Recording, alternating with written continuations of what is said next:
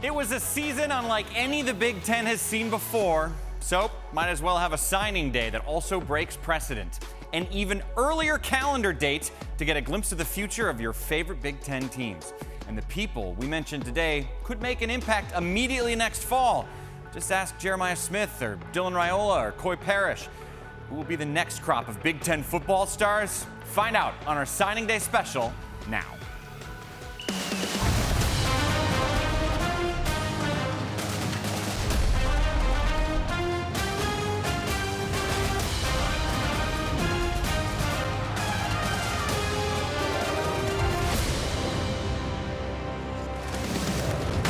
It's a couple weeks earlier than we've ever done our first National Signing Day, but it is still a landmark day in the college football calendar. High school prospects announced where they're going to play college ball next year.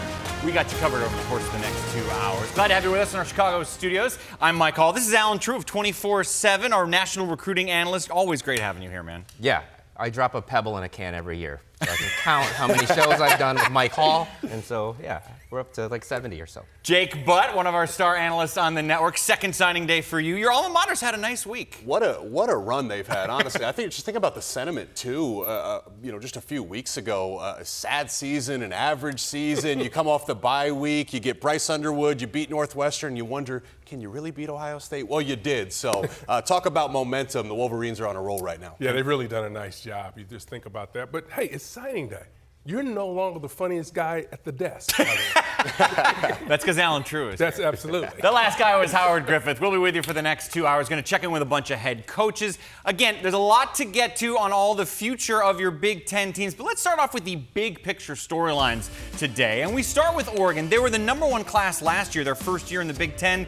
This year they did it again to go along with being #1 in the country on the field, highlighted by 2 of the top 3 wide receivers in all of the U.S., their 3rd straight top 10 nationally ranked class. Ohio State fans did not have a great weekend, but they are having a great signing day. Once again, Ryan Day delivers another top 2 class in the Big Ten, another top 5 class nationally. A lot of defensive back strength here.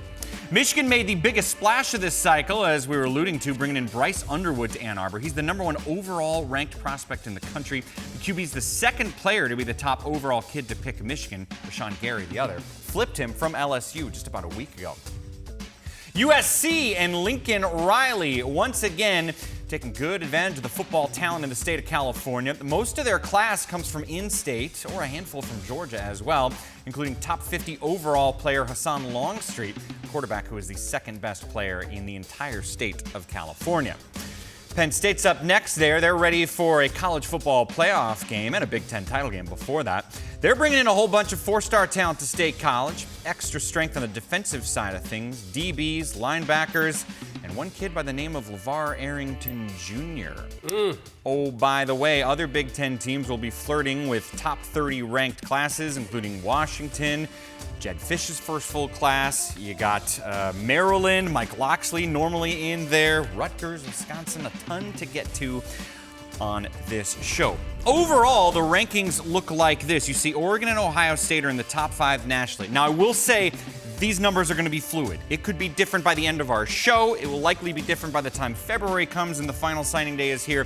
But this gives you a general idea with about 95% of kids committed on this first signing day. And you see a whole bunch of top 30 teams there are coming into the Big Ten. Top 10 recruits in the country. This is the cream of the crop, folks, and the Big Ten has some great ones. The #1 player, Bryce Underwood, coming to Michigan. Sherrone Moore, the top 5 wide receiver, the top wide receiver overall, going to Oregon. The Buckeyes have 2 more top 10 guys, a cornerback and a quarterback. We're going to talk about all these guys. But again, the big picture is there's so much talent coming into the Big Ten, as to be expected on a normal year, but especially when there are 18 teams in the league, which is our big picture plan. Your overall storylines as we start this signing day, what's on the top of your mind?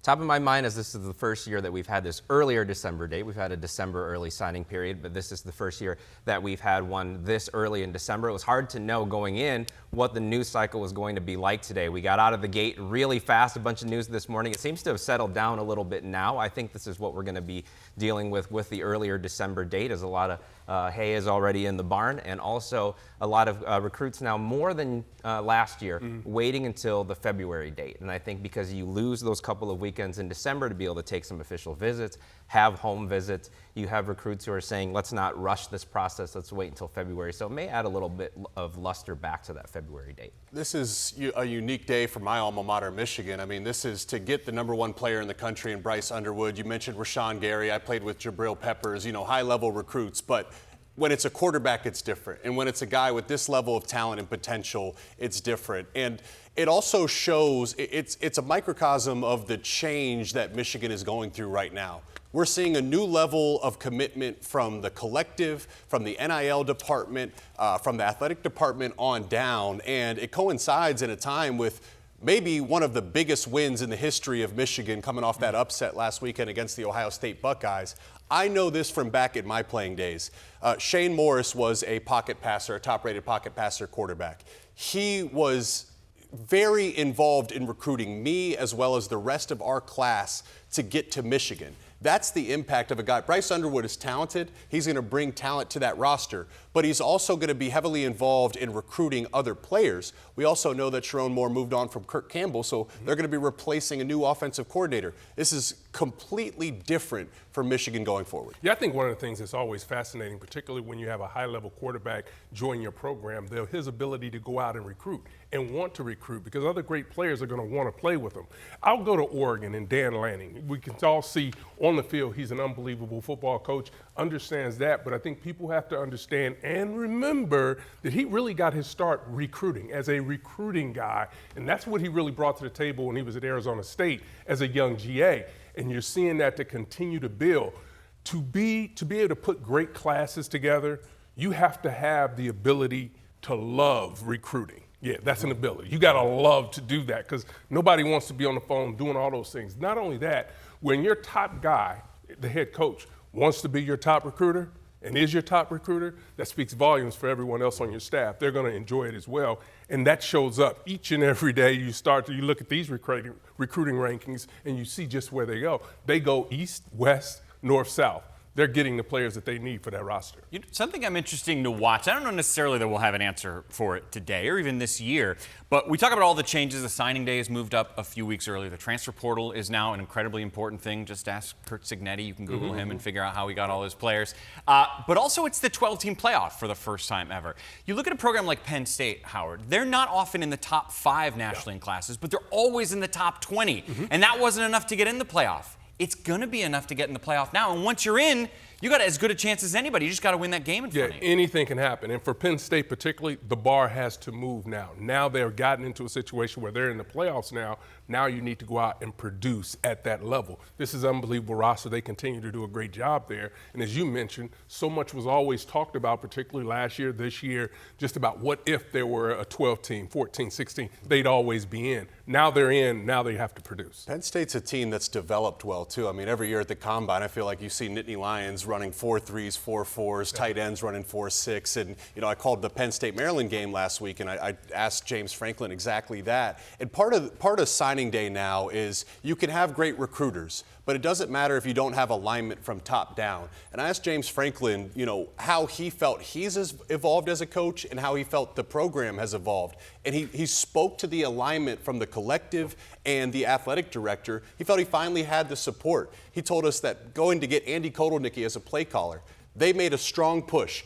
Kansas then made a push back. He felt if this was 5 years ago that they would not have gotten Kotelnicki, but they did. We see the benefit that's brought to the Penn State offense, which has allowed them to win games to get to the Big Ten championship in the playoffs. So it's recruiting day, but it's also about the alignment from those even beyond your coaching staff. Well, you touched on the word development, and I think that's important to talk about today, too, because that question gets asked a lot now is, does signing day matter with the transfer portal? And I think when you look at some of the guys who have been successful in this conference, if you look at this upcoming April draft and some of the players from the Big Ten who are going to get drafted early, Ariante Ursary, Mason Graham, Caleb Johnson, Emeka Egbuka, you're talking about guys who weren't transfers. Those guys were developed within those programs for 4 or 5 years. And I think so. You still want to win today. This still matters. Great point. Right, it does matter. The transfer portal is obviously a huge difference. So something to keep in mind, if you're a fan out there of a team who doesn't have maybe the best, it's not a Penn State or a Michigan,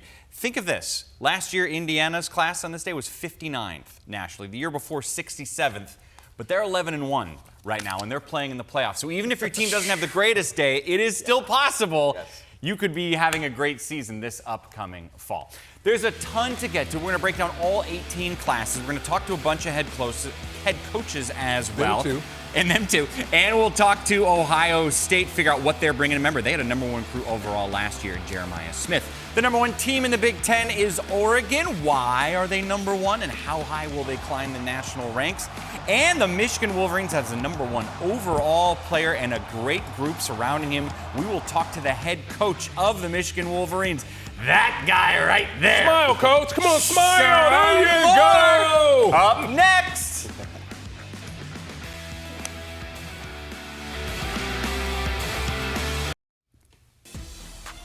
Well, you got to be pretty darn talented to be considered the number 1 overall recruit. And that is what quarterback Bryce Underwood is. And he's decided to head to Ann Arbor to play football for the Maize and Blue. He is a 5-star player who's committed to LSU till just a handful of days ago. The number 1 player from the state of Michigan, was the Gatorade Player of the Year last year as a junior. He has the stuff that makes scouts absolutely drool, and he is going to be a Michigan Wolverine. And you look at the high-ranked recruits in the internet era to come to Michigan, nobody has been ranked higher than Bryce Underwood. The man who brought him in is the head coach, Sherrone Moore, who is joining us now to talk about this. And let's start with him, Sherrone. Give me an idea, when you first found out it was official, he's coming to Michigan, how'd you celebrate? I threw water in the air. I ran down the hallway, yelling as loud as possible as I could. I mean, I was elated. I was ecstatic, and the need and want to have the, not only the best player in the country, but the best player in the state of Michigan. That was a huge emphasis. It's been a huge emphasis for me to make sure we command the state of Michigan. I want the best players here to come here in Michigan. Whenever this place has been great, those players have really Michigan, and then the footprint, Ohio, Illinois, Indiana, even the DMV. Those are the players that we've gotten. So it was huge for us, and obviously he's an elite player with an elite skill set, but he's an elite kid. When was he first on your radar? Say that again? When was he first on your radar? An in-state kid. He was obviously talented forever. When did you first watch him? Yeah. I mean, I think when he was like in the 8th grade, we knew about him. We've heard about him for a long, long time, been in contact with him, and understand, how good a player is. But, as you get to know the kid, it's way deeper than just this 6'4", 215-pound kid that can sling it, can run. There's a lot of depth to him. The kid loves football. He loves competing. He loves to study the game. I mean, had a meeting with him. He said, "Coach, how late is the indoor open? How late can I be in the facility? Like, you're not going to outwork me." So, like, those are the things that you want in your quarterback. What does it do for your program? What does it do for you as a new head coach to be able to bring in the number 1 overall ranked recruit? I mean, I think as a program, obviously it helps you, right? It builds momentum. I think guys want to play with a great quarterback, especially the number 1 player in the country. It's awesome to have that, but, we want to bring in the best fits for Michigan, and I felt like it was a great fit, obviously from a talent standpoint, but also from a culture standpoint. Of course, every QB needs to be protected. Andrew Babalola seems like a guy who can fit that bill. Yeah, extremely smart, way smarter than I am, but extremely physically gifted. Great bend and knees, hips, ankles, physical, and really has progressively gotten more physical and gotten more of the attitude you want with those guys up front as he's grown through high school. And O-linemen always get better. Their best film is from their junior to senior year, and it's really huge to see how he's taken it to the next level. So he's a guy that can make an instant impact, but it's always harder to play the closer to the ball you are. So we'll see how it goes, but he's a really good player. Position-wise, where would you say is the strength of your class? I mean, obviously, you get the number 1 player in the country, so quarterback it was a huge piece getting him. But, feel like we got a great offensive line. Feels like we get great running backs. There's not we feel like we got great balance and depth throughout the class to give us, a great foundation of, the players that we already have here that we feel very strongly about. But with this class and the last class we brought in, mixed in with the guys we have now, I feel like we got a chance to go compete at a high level. Well, I was going to say defensive backs too, because I'm looking at your top 10 ranked guys. I see cornerback, safety, cornerback. That's a lot of depth. Yeah, I mean, those guys are really good.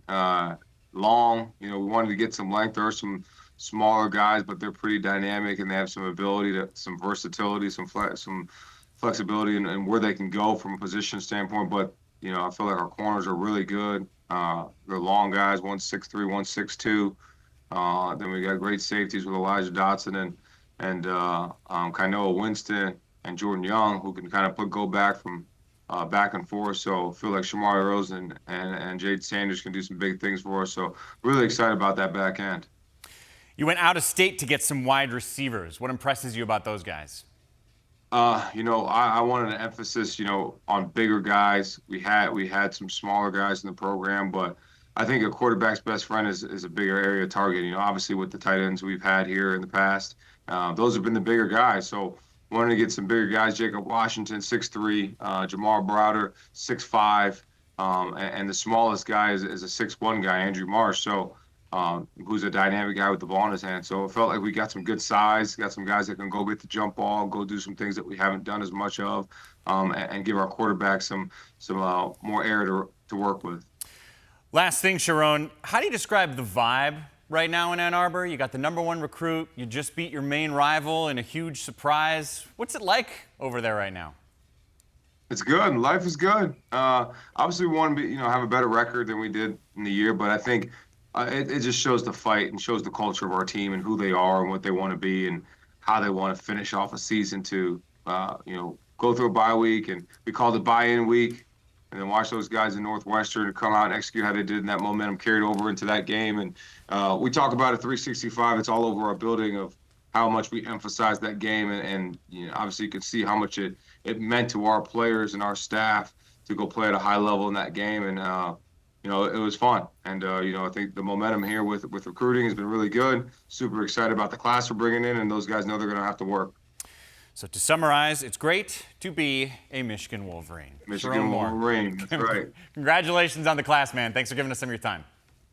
Appreciate it. Go Blue. We will stay on the Go Blue theme and turn to the former Wolverine. What would it be like to be catching passes from Bryce Underwood? Well, you sleep easy at night because there's some guys that you feel confident about that are great recruits, and then there's some guys that feel like a guarantee. And like when Andrew Luck went to the NFL, people talked about him like a guarantee. Obviously, high school to college is a different jump, but it feels like Underwood is talked about like he's going to be a guarantee and a program elevator. And we talked about it earlier in the show, just the ripple effects of what that can have for this program, what it can mean for the skill position, even defensive guys, as they say, wait a second, Michigan is one of these programs that can win national titles going forward with this level of recruit at the quarterback position. And it also coincides with the fact Michigan moves on from Kirk Campbell. This is suddenly one of the most desirable jobs to go after right. if you're a play caller, because you know that your future is tied to the future of one of the more talented prospects in high school. Really looking forward to having a chance to go to campus and have a chance to watch him operate. I thought really what stood out is not really about what he can do, his measurables on the field. It's really about what he does away from the field that you keep hearing Coach Moore really emphasize when talking about him. So he's going to be a young man. There's a lot of praise, a lot of heat, and a lot is going to be expected of him. He's going to have to be that mature player off the field to be able to handle the expectations that people are going to have for him on it. It's funny that the best quarterback prospect they've had in recent years is J.J. McCarthy. Mm-hmm. He leads them to 3 straight playoffs and a national title, right? So now you'd have those same expectations with Bryce. And I think Bryce is ready for it. He's been under a microscope getting college offers since his 7th grade year, basically. That's and at crazy. the end of this year, end of his high school year, he's in the playoffs, Division I in the state of Michigan. He has everybody asking him, where are you going? All these questions, all this media hoopla. He has busloads of Michigan fans coming to his games, and he held it together. And I think that says more about him than the arm strength and the mobility and all of that. And if you look at the overall top recruits that are coming into the class with him, keep in mind, they just beat the #2 team in the country with a quarterback who was a walk-on. Think about that. Hey, watch your mouth. Nothing wrong with walk-ons. You can win 2 Super Bowls if you were a walk-on, as one of us at this desk has done. But I'm just saying, now you're in the #1 overall recruit. We talked to Coach about the offensive line bringing in. We talked about some of the wide receiver talent as well. Let's break down some of these guys. Alan, when you see tape of Andrew Babalola, what stands out? Well, I think the first thing is that he didn't even play football just a couple of years ago. He was on the basketball court, did not come over to football until his junior year, and immediately started picking up college offers at that time. And you heard Coach Moore touch on it. You knew we had a great athlete and a guy with the frame, but would he take to the physical side of football? And I think he's really shown that over the last couple of years. Also heard him talk about the intelligence. He was down to Michigan and several other schools, Stanford being one of them, and academics was a big part of that. Speaking of physicality, Avery Gatch, one of the biggest, that term mauler gets used a lot. This guy actually fits that. I mean, the guy across from him is in for a long day. He was at the high school level, one of those guys who I watched opponents get up and complain to the ref almost every play. And you want your offensive lineman to have that, right? Funny. He plays to and through the whistle. And then this is one of the big stories of this week is Nate Marshall was committed to Michigan. Defensive staff, new defensive line coach Lou Esposito did a great job getting him committed in the summer. He flips to Auburn. They stay with it. He looks at Texas, looks at some other schools late here in the process, flips back to Michigan yesterday. And they've had a long history of developing defensive linemen. This guy's an outstanding athlete, played some offense, has some basketball background also. Yeah, one of the things you heard Coach talk about, he wanted to get longer, particularly in the wide receiver room. He's done that with a 6'3", 180-pound receiver who I think is going to have a chance to be truly special. He's so long, does a great job of running routes, attacks the ball in the air as well, has some speed to him, but as he continues to develop, I think he'll be special. How about Elijah Dotson? He also talked about the corners and safeties, guys that are willing to be physical at the point of attack and that also are long, that 6'2" frame, to be able to match up with some of those guys, be able to come down into the box, maybe play the slot, maybe play versus that tight end. You need that athleticism from your defensive backs to be able to do it. It's interesting that he wants to be longer.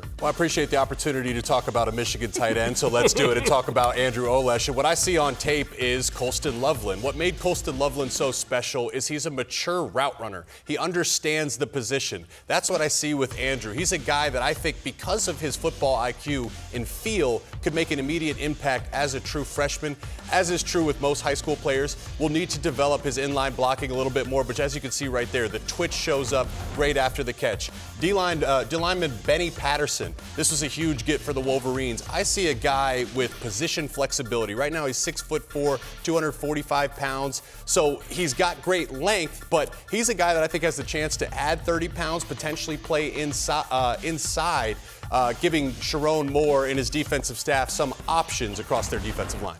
Again, this is a Michigan roster that is going to be in the top 10, which they weren't nationally top 10 the last couple of years. Also interesting, only 4 kids from the state of Michigan. So they did a real nice national job with this class. And of course, the goal is that Underwood can be as good as a freshman as the #1 overall recruit last year was, Jeremiah Smith to Ohio State. We have to talk about Jeremiah Smith, the #1 overall recruit in the country. This program's in a great place, and Jeremiah Smith is the icing on the cake. Smith! Touchdown, Buckeyes! You're watching an NFL player that happens to be a freshman on campus here in Columbus. Jeremiah Smith, ladies and gentlemen. His ability to turn the catch and go upfield and turn into a runner is elite at a young age. This guy's unbelievable. Instead of being you got Moss, it's going to be you got Smith. I mean, he has lived up to the hype and then some. As a freshman, almost 1,000 yards receiving, 10 touchdown grabs, the Big Ten wide receiver of the year, the freshman of the year. I mean, he has been everything for OSU. Who's coming to join him this year? Well, here's a look at some of the notable recruits. Multiple 5 stars yet again. Devin Sanchez, the highest ranked guy. He's a top 5 overall prospect, a cornerback from Houston. Tavian St. Clair, another 5-star. This guy is a quarterback, the #1 player from in the state of Ohio. Let's hear what Ryan Day had to say at his press conference. I think it's got a chance to be one of the best classes in the country, and it starts off with what you're talking about in terms of loyalty along the way. I think that a lot of guys have been loyal along the way on offense. It really starts with Tavian. on defense, with Devin. Both of those guys have been leaders in the class, their family, the way that they've done it. It just goes on down the list. The fact that we have 8 guys from the state of Ohio is significant. But this is a new age of recruiting. There are things even up until today, this morning, yesterday, that have been, offered to these guys and the opportunities. And so, to your point, I think that these guys grew a certain level of camaraderie during this process, and they want to play together. Just another top 10 ranked class for Ohio State. It's what they do every single year. Let's break down some of their guys. You might remember last year they had 2 very highly regarded quarterbacks in their class. None of them really got to see the field this year. They're going to have some competition because they brought in for the 7th straight year the highest ranked kid from the state of Ohio. Yeah, and I can tell you internally at 24/7 and probably on some of the other recruiting sites as well, there was a real discussion about Bryce Underwood and Tavian St. Clair. Really? It's not viewed as there's this giant gap between the two of them. Tavian St. Clair, every bit a 5-star, went to some events, proved it, had outstanding seasons as a sophomore and junior, completed 70% of his passes in both of those seasons, 68% as a senior. So extremely efficient, athletic, mobile, big. And he's going to have another in-state guy protecting his blind side in Carter Lowe, another offensive lineman who picked up football late, came over from basketball, retains that athleticism, but is also taken to that physical mauling side. You can see that right there. Really, really outstanding athlete. I think he can move around the line of scrimmage as well, but it's still a ton of upside there as he is newer to the game, but picked it up very, very quickly. And then this is another very interesting story. Bodpen Miller, high school quarterback, basketball player, played some safety, didn't have an Ohio State offer as of summer, went to their camp as a wide receiver and was outstanding. That was the question about him. Can he run routes? Does he have ball skills? No, he's big, athletic, and he showed he could do it. So he earned that offer in front of Brian Hartline. My uncle coached wide receiver Quincy Porter out in New Jersey, so I got the inside scoop. 6'3", 215 pounds. He's got that bigger body type mold. It reminds me of Jeremiah Smith and Marvin Harrison Jr. But what I love about him, my uncle said he's the hardest worker on the team.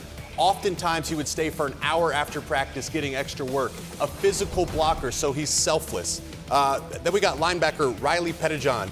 6'1", about 215 pounds, so he reminds me of Sonny Styles in terms of his size, but he fits that modern linebacker type role. Talking to Jim Knowles this year, safeties are the key position to his defense. So what Riley Pettijohn does is he allows that safety type body to get into the box. The speed really jumps up on tape. Cornerback Devin Sanchez, a big note, the rich get richer as the Buckeyes land another 5-star cornerback.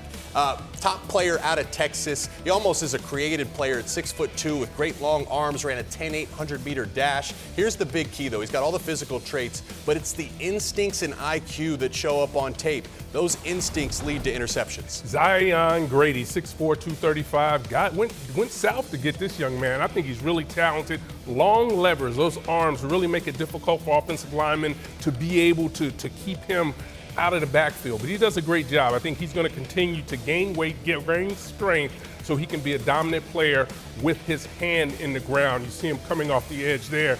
The running back that they went after, Bo Jackson, really, he's got some nice speed, nice moves. His balance, I think, is outstanding. One of the things you need to be able to have as a back, has really nice vision, and I think he's going to really add something to that backfield in Columbus. He may not start right away, but he's going to be a guy that I think can be productive in special teams early. He's got the name for it, too. I was just going to say, if they come out with a modern-day Tecmo Bowl, I know who everyone's going to be. They're going to be Bo Jackson, because he was as good as it came back in the Tecmo Bowl days, and also an early candidate. No one knows what Tecmo Bowl is, Mike. Old people do. We do. Yeah. Old people do. Best video game of all time. Just getting started here. We're going to talk about the #1 team in the Big Ten, the Oregon Ducks. Why do they have the #1 class? You'll find out. Mike Loxley has always brought in good classes to Maryland. He has done that once again.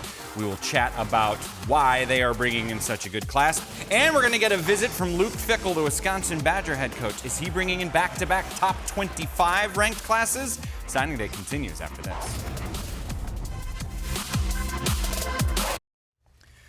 One of the reasons Oregon now has the #1 class in the Big Ten instead of Ohio State is Naeem Offord, who was offered a scholarship to Ohio State, and he accepted until today when he flipped and is officially an Oregon Duck. This is a 5-star player, the top-ranked player from the state of Alabama, and he is now going to be playing football in Eugene. This is a segment of the show where our producer tries to challenge me. Challenge accepted. Jaron Keave Songapolotele has committed. Ooh. Oregon officially flipped him. He's the #1 recruit from the state of Hawaii, and he is not quite good enough to make the top list of recruits for Oregon, but he's really good, and these guys are really good too. Sherrone Moore, top 5 overall ranked player. Offord, one of the top 20 ranked players. Dallas Wilson, a top 25 overall ranked player. Trey McNutt, top 50. There's so much talent coming in here. It is understandable why Oregon is doing so well. Dan Lanning is doing a great job on and off the field, and this class is really, really good. Let's break down some of the guys here. Sherrone Moore, the 2nd highest ranked Oregon recruit in the internet era, Jake. Yeah, I mean, he's a complete stud. He reminds me a ton of Evan Stewart, their current wide receiver. In terms of size, both were 5 stars, both about 6 foot tall, 185 pounds, and both are great route runners. Again, I continue to say that some guys just get by in terms of athletic ability in high school. Not Sherrone Moore. He understands the position. Very compact, fast, twitchy. I think he can beat press man coverage and line up in the slot as well as a solo receiver backside. He's the complete and total package. Another great get for them is Brandon Finney, their cornerback. Really long and fluid, 6'2", again, about 185 pounds. So that's college starting size at that cornerback position. Uses his length and coverage to help break up passes. Reminds me a ton of Penn State's Joey Porter Jr. Both of them about the same size, but again, that length continues to show up on tape, which is going to help him as he continues his college career. Well, we dated ourselves with the Tecmo reference. I might as well continue to do it with Akili Smith Jr. I definitely remember when his father played, and he was a great for the Oregon Ducks. Smith Jr. a little bit different, 6'5", a little taller, very athletic, mobile. He's also been a really great peer recruiter in this class. He's done a great job of putting that together, like Jake mentioned earlier with the quarterbacks. There's 2 quarterbacks in the class. I think they're both very, very talented. The secondary, you can pick the position of strength in this class, but I think the secondary is one of them. To go into Ohio and land Trey McNutt and keep him, Ohio State kept coming after him. Texas A&M did as well. He's a track guy who can get all over the field. That's also played some receiver in his time. But you look top to bottom in this class, there's a lot of speed. And the defensive back class definitely fits in with that. They have a track team coming in that secondary, and Dorian Brew is another one of those guys. Has a track background. Parents have a track background. Also from the state of Ohio, ended up moving back down to Texas, but started his career in Ohio and really picked up a lot of his offers there. But he's a physical guy as well, has size, has man-to-man ability. I think he can move around in the secondary, but projects as a big outside corner. And like I said, it's that make-up speed, that track background that makes him special. This guy is the #1 player from the state of Oregon, Zach Staskowski. Yeah, and he had a big rise as a senior. Was committed to Minnesota at one point. We may have been talking about him in the Gopher class, and then he just exploded on the recruiting trail. Had schools from across the country coming after him, so they're definitely picking up a guy on the rise with a trajectory there. Cooper Perry, 6'1", 185. See him playing outside at the wide receiver position. I think he is really talented out there, but I think he's one of those guys that can have an impact immediately inside. He's really shifty, nice hands. You watch him attack the football, doesn't let it get into the body. Big-time player. I think he's really going to be able to help this program, but that's where you have to continue to develop players and develop depth. Dimitri Manning is a young man right at home. Now, he is a big fella, 6'6", 336 or more. Yikes. But I think he's the type of guy, he has some of the abilities already.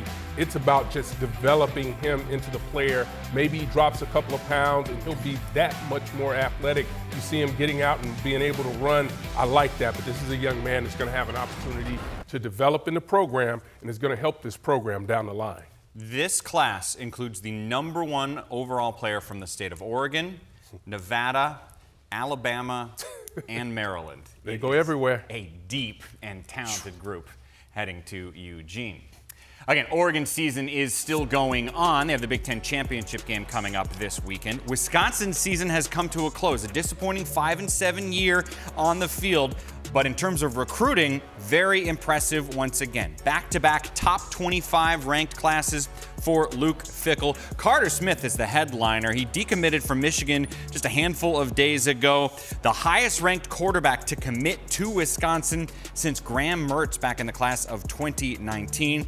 Also Mason Posa from New Mexico, a two-time state champion wrestler when he was a freshman and a sophomore. Well, we bring in Luke Fickell to talk about this class. Luke, tell me every single thing about Carter Smith. Well, I wish I could tell you a ton. It's a little bit like a transfer guy because our relationship was not real long, but it was pretty quick. The thing I love about Carter is I do believe he loves the game of football. He was a top 50 recruit in baseball and gave that up to be a football player. And so to me, I'm one of those guys, like, he's a very good football player. He's a very good quarterback, but I think he's just scratching the surface because of as much baseball and things that he's done. His growth as a quarterback, as he comes to this next level and focuses on just football, I think is the sky's the limit. And one of the many, many, many examples of multi-sport athletes being good for you as you get older, for sure. And great other sport athletes. I think it's something unique. Like some of these wrestlers that we've had have given up the sport that they may have been better at for a sport that they're more passionate about. And I think that bodes well for those guys being much better even in the future. You obviously have strong ties to the state of Ohio. Tell me about the Cincinnati defensive back product, Jameer Scott. Jameer we've known for quite a while, and he's a kid that, to me, another one that's just scratching the surface. He can play corner, he can play safety. I think he had one heck of a year, but he's one of those guys that I think we know more about than almost anybody else in the class, not just because of the amount of times he's been here, but knowing him from being back in Cincinnati and all the people that are involved in his life. I think he's a guy that even coming in here early is gonna have a chance to really grow and be in a program and a system where he's going to get bigger, stronger, and faster along with his football skills. It's always important nowadays to get quality wide receivers. What do you see in the potential you're bringing in that position specifically in this class? Well, I think there's some depth in what we're doing, but the one that jumps off the board at you is Eugene Hilton. And he's a guy that I was kind of surprised that he wasn't maybe ranked a bit higher or in some situations, like the pedigree and the name, I can't wait to get him here because I think that there's a competitive spirit that he's grown up around and that he understands that is maybe unrivaled in some things. I know that when you ask even about his dad and what made him so special, it wasn't just what was his size and his speed and his strength. It was this competitive nature. And I think as I met Eugene, that was one of those things that really jumped off the page at me is this kid is got something different deep down inside. And yes, it's a little bit of the way you've grown up, but what you've seen and what you've been around, that I think when he walks in here, put in a big pond with some guys to compete with, I think his level is just going to continue to grow. It's been a few years now. Big picture, what have you learned about recruiting to Wisconsin specifically? Well, we signed guys from 14 different states, which to me, I would have not assumed that at all. Now, maybe that is also the Big Ten going coast to coast, but I assumed when I walked in the door that we would recruit, 300-mile radius, the Big Ten footprint, and then be a little bit of that East Coast where they've had such success with some of the tailbacks and guys that obviously historic here. But to see how much we could go to Arizona, to California, whether it's Hawaii, to the East Coast, to Texas and Florida, the brand is really strong. The W goes a lot of different ways. I've been impressed with our ability to reach and find the guys that are going to best fit us. Luke Fickell, another highly ranked class. Congratulations on this group, man. Thanks for giving us some of your time. All right. Thanks, guys. Appreciate it. And we talked about the fact that this quarterback he's bringing in was not just a really good high school football player, but great baseball player, threw a 91-mile-an-hour fastball. Yeah, Dad played baseball, thought he might be a baseball player, but ended up going more towards football. But Carter Smith, great job by the staff to jump on this as soon as he decommitted from Michigan. He did look at a couple other schools, but Wisconsin got him on campus right away, got this closed out. And athletic kid, strong arm, but also just really, really tough. Played injured in the playoffs this year, Really, really great approach to the entire game and the way he handled the recruitment at the end of this. I think the Badger fans are going to be really excited to have him. Speaking of flips and guys who are committed to other schools, Jalen Williams was also committed to Michigan at one point. Badgers also did a really, really great job of staying on top of this one, got him up to campus in the fall and got him flipped and committed. 6'6", 265 pounds, I think still has room to grow into his frame, played both sides of the ball, played some tight end, and can play inside, outside at the next level. So I think he's going to be a great fit in the Badger defense. You know, the Badgers have been doing an unbelievable job of coming into the Chicago area, and they've done it once again with Washington from Morgan Park. This is a kid that I think it really has a lot of talent. Talk about position versatility. Whether he stays at the corner position or he moves to safety remains to be seen, but he can do either. And his willingness to go in and attack the ball carrier really is one of the things that jumps out. For Wisconsin to get back to glory, it'll be by the way of the trenches. That's where getting Hardy Watts was key. 6'6", 290, but this guy's simply an athlete. He's a former tight end, saw a major growth spurt. That showcases his feet. Also has a lacrosse background. Big about the agility and the ability to play in space. Look at him just run his feet and drive the defender off the ball. That's what Luke Fickell wants to see. Another thing he wants to see is guys with wrestling backgrounds. How about Mason Posa? He has a wrestling background, so much so he had a scholarship offer to wrestle at Arizona State, 2 state titles as a wrestler in New Mexico. That shows up on tape. Plays with great motor, pursuit, leverage, really never gets tired, has the ability to line up all across the defensive formation, including he has some clips at safety. So that position flexibility is going to be key. A 5-7 season for the Badgers was not what they wanted, but a top 25 class with talent like this makes things feel better over there in Madison. Again, they had a disappointing year, but are bringing a good class with a very good quarterback at the top of it. Same thing can be said for the Maryland Terrapins. Only 4-8 on the field this past year, but another good group of players. Offensive lineman Jalen Gilchrist is the top 100 overall ranked player. That quarterback I was referencing is Malik Washington, the number 2 player from the state of Maryland. One of the 3 highest ranked Maryland quarterback commits in the internet era. So high expectations for him. And as you would expect, this class is flooded with DMV kids, which it often is, but especially under Mike Loxley, kids who are from the DC, Maryland, and Virginia area. And that includes Malik Washington, who is pretty impressive to watch. Yeah, again, I think, at the top of the show, we're going to talk a lot about quarterbacks, and you're going to talk Bryce Underwood, Tavian St. Clair, and deservedly so. Malik Washington belongs in the same sentence. A guy who ended up as a top 50 recruit on 24/7 Sports. Tall, athletic, runs 4.65, has been able to lead his team to a lot of victories, has a lot of polish to him as well. I think he can come in and figure right into the mix because of that combination of size and polish, but he's extremely big-time get for Maryland. And then you got to protect them. Jalen Gilchrist, one of the highest ranked players in the class, another DMV kid that Maryland had to battle for. They did a great job of keeping these guys at home. This kid had SEC schools like Georgia and South Carolina coming after him. They did a really, really strong job recruiting him. Another guy, offensive linemen, don't always play early, but I think he can figure into the mix year 1, year 2. Those 2 guys, highly ranked guys. Iverson Howard, maybe not quite as highly ranked, but I think one of the sleepers in this class. Had a lot of schools coming at him. Also, Michigan made a late run at him. Florida State, really outstanding balance, combination of being able to run inside, outside, another DMV area kid. So they did a really, really great job of locking down that region. And helping to take care of that, Bryce Jenkins, you see how big and physical he is, 6'5", 315. It's about controlling the line of scrimmage, and he's one of those types, big body that'll be able to do that, press the center. He'll be in that A and B gap playing inside, really making things tough on guards and centers. And this is the type of player that they need to be able to control the line. He'll continue to develop, and that's what you need, big fellas. Messiah Delhomme is listed by some sites as an athlete, also plays safety and running back. Athlete is a good way to categorize him. Ran an 11-1 100-meter dash.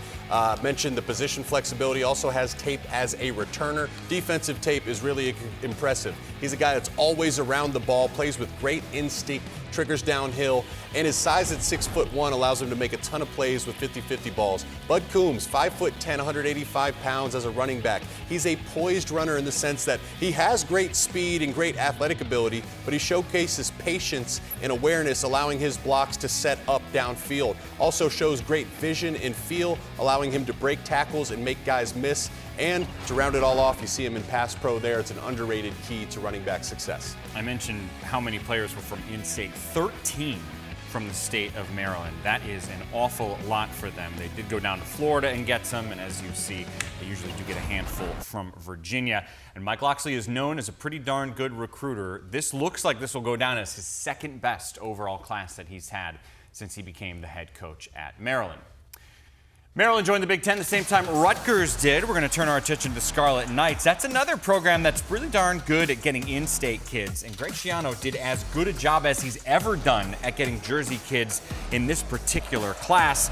And we'll check in with Matt Rhule, the head coach of the Huskers, joins us to talk about, among other things, the very talented linebacking strength he's bringing in.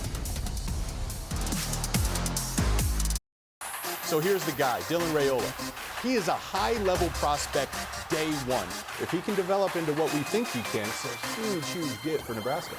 Raiola underneath, caught, touchdown Nebraska! Raiola really putting that ball in the bucket. That's a very nice throw by Dylan Raiola. This is why you're the top 10 recruit in the country, the biggest ever. He's got the it factor. When he walks into a room, people feel his presence and he makes them better.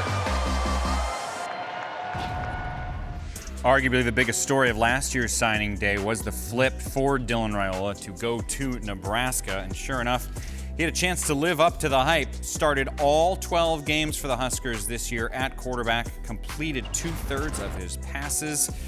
And here's a look at the incoming commits, those guys who were trying to get the same type of productivity out of their freshman year. Cortez Mills is at the very top. That was an Oklahoma player who flipped to them just recently. A couple of linebackers, Merritt from Kansas and Jones from Nebraska, and TJ Lateef is a top 20 quarterback overall heading to Lincoln.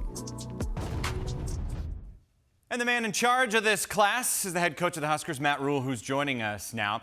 Matt, when you and I talked last year on signing day, we talked about the Dylan Raiola signing, and it signaled something special happening to Nebraska, and it would signal it to future players. How did that come to fruition with this class?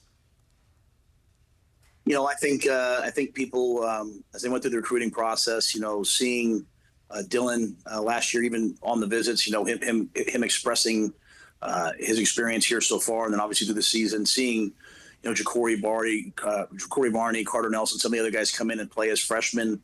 I told them that there's opportunity here, and it's a good place to come. You've locked down the top player in the state of Nebraska once again, which you've done every year. You've been there. What should we know about linebacker Christian Jones? Well, I think the first thing is his mindset, man. He's kind of an old school throwback, tough guy, can really run, athletic, you know, plays both ways. You know, it's not very often you can get a guy with those traits and also that same mindset. So we're really excited to have him. Another linebacker is Dawson Merritt. He's from the Kansas City area. It feels like that's been a renewed commitment, that section of the country recently. Is that fair? Absolutely. You know, when we got here, Kansas City's, you know, 2.5, 3 hours away. Great football, great players. And we've made a commitment to getting back there, and certainly getting a player like Dawson. Really the same thing I just said about Christian, you know, unbelievable mindset, attention to detail, focus, character, and also a great player. You have this great history in recruiting, going back to every stop you've had in college, of bringing in absolute speedsters. Got any in this bunch? Oh yeah, we got some guys who can really run, and you know, I think flipping Cortez Mills today and getting him to come, you know, just that continued commitment we have to the state of Florida, I think is one that we're really excited about. Yeah, how happy were you to see that official that Mills became a part of your class? I was fired up. You know, I've known him for 2 years. You know, when he was going to go somewhere else, you know, we loved him and respected him. You know, we just think he's a difference maker, a special guy, and I'm glad he's here. When is too early to offer someone? When's too early? Yeah.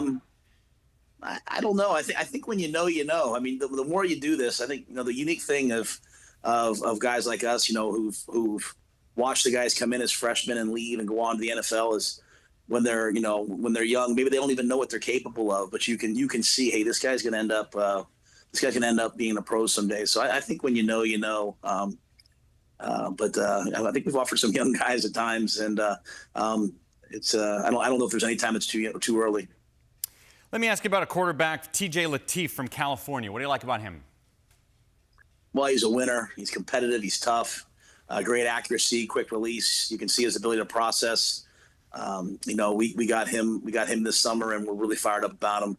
I love really everything about him, and I love his willingness to come here and compete for the job. I'm always fascinated by this, Matt. The concept of someone going to a school where there's already an established young person at that position. What were those conversations like between you and TJ about the fact that you had a freshman start the last 12 games at his position? I think when you look at the great teams in college football recently, kind of look at Alabama over the years, a guy would come in, he'd start at quarterback for 3 years. Someone else would come in, redshirt a year, play a year as the backup. And when that quarterback had left, they would take over in their third year. And so I think, TJ, he's going to have all kinds of opportunities. He's there at the ready if we need him. But, Dylan's going to be, he's going to be a draft pick someday. And TJ will have many chances to play. Matt Rhule, next up for you, a bowl game to be determined. Congratulations on this class. Thanks for your time, man. Well, thank you very much. And Nebraska always wants to recruit nationally, and they always do. There's not necessarily a ton of talent in state because the population is so slow. But that very top of the state often does have good talent, and they have that with linebacker Christian Jones. Yeah, Christian Jones is another guy that's just a phenomenal athlete, does a little bit of everything, and what I love about him is his track background. How about this? You talk about athlete. He ran a sub-1100 meter dash, also has a plus 50-foot shot put, so talk about speed and power. It's pretty good. Also played both ways in high school, again, emphasizing his ability to be well-rounded. Played on the edge in high school, also played off the ball, made a ton of plays on special teams, which to me communicates his ability and commitment to his teams. How about offensive tackle Juju Marks? This guy's a freaky recruit. Chose Nebraska over 40 different schools. 6'6", 290 pounds. Unbelievable length. He has a basketball background, which I think helps with his movement in space. Almost reminds me of Olu Fashanu at Penn State in terms of his athletic ability. Could almost say those exact same things about Sean Hammerbeck. They have two bookend tackles who are very similar coming into this class, kind of lean, athletic guys. Hammerbeck also high-level basketball background, played some defense, also was a tight end. And usually when you look at profiles of tackles that play on Sundays, they kind of come from this type of background, right? Built up over time, multi-sport. I really like that pickup. Dawson Merritt was seemingly leaning to Nebraska at one point in the process, committed to Alabama. They flipped him back this fall. His dad coaches for the Kansas City Chiefs, and you can see that in the way he plays. Very versatile. They line him up way over a slot and out in space sometimes. He also gets into the box, rushes the passer off the edge. You can move him to multiple spots in the defense. Extremely well-schooled player there and also very athletic.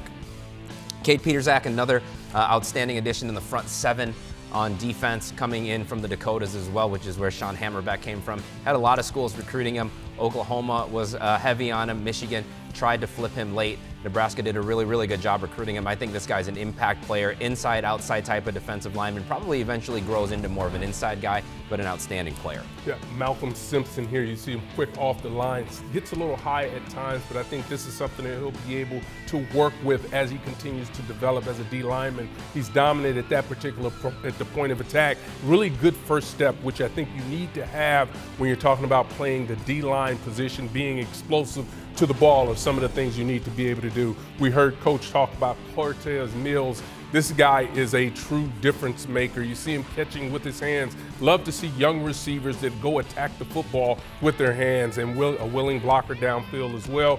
This was a huge pickup for them, and I think someone that is going to be able to help them immediately. They need some help in that area, and being able to get a recruit like this and flip them is important for this program as they continue to develop. Top 15 ranked wide receiver in the country heading to Nebraska, a team that, as I mentioned, is going back to the bowl game for the first time since 2016. Rutgers is going bowling. They have back-to-back winning seasons for the first time since 2011-2012. Here's a look at some of the guys that are heading there. Tariq Hayers from the Washington, D.C. area, top 300 overall ranked player, and a couple of linebackers of note for Rutgers as well, Kamar Archie and DJ McClary. Howard, what stands out to John Forster was here, but he switched over to Illinois, right? Yes, he switched over to Illinois. Okay, so let's start instead with Robbie Johnson. He's an edge, Jake. What stands out about him? Yeah, I mean, I have a certain type, as you guys can see here. I'm building my themes. He's a multi-sport athlete, okay? I love the multi-sport athletes. I want to emphasize that, and I think that fluidity shows up on tape. He's got a frame that I believe is going to allow him to grow and continue to put on weight. Obviously, you need twitch to be a great edge. His twitch shows up on tape, but I love the bend, having great ankle flexibility. It's something a guy played with, Von Miller. That was one of the big reasons he was able to get after quarterbacks. Nakai win, really good recruiting win, first of all, out of the state of Michigan. Could have stayed home and gone to Michigan State. Several other major schools recruited him from a really good program there at Muskegon. Extremely physical blocker, athletic, but when it gets down to business, he is a mauler in the trenches. Really, really strong run blocker. Comes from a high school program that really, really preaches that. A really good pickup for Rutgers early in that class as they were building it out. Talibi Kaba, I think this new age type of linebacker, athletic. You talk about multi-sport. We also like multi-positional guys, especially at linebacker. This guy was an outstanding high school running back with length at 6'3", 195 pounds. So you see what he's doing here at running back. He's going to be able to translate that over to the defensive side of the ball, play in space. He's going to add some weight and I think be an impact player. Speaking of guys who can do some things in other sports, Michael Clayton, track guy. How about 10-4, 400 meters? I think that's pretty good the last time I checked. So he can really, really run.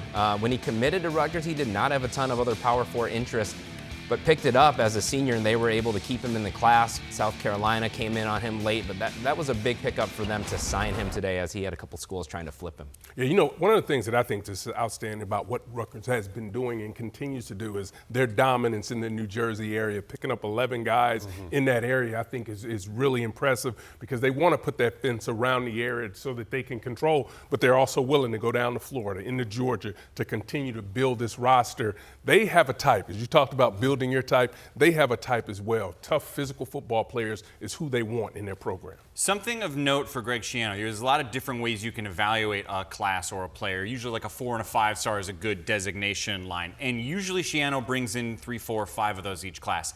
But the next way is that depth of 3-star, that top line of 3-star. In the past, he's had 7, 12, 10 guys that are in the top 1,000. He has 22.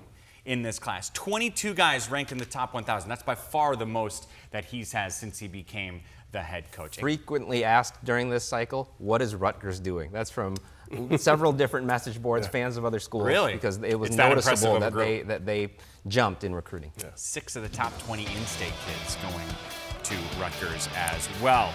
Penn State does a good job in that area of the country. We're going to check out what the Nittany Lions have going for them. They're just days away from the Big Ten title game. Indiana, the story of the year in the country, perhaps. 11-1. What did Kurt Cignetti do with this recruiting class, his first full cycle? And Lincoln Riley is set to join us right after this. We will talk about the stars that are headed to Hollywood after this.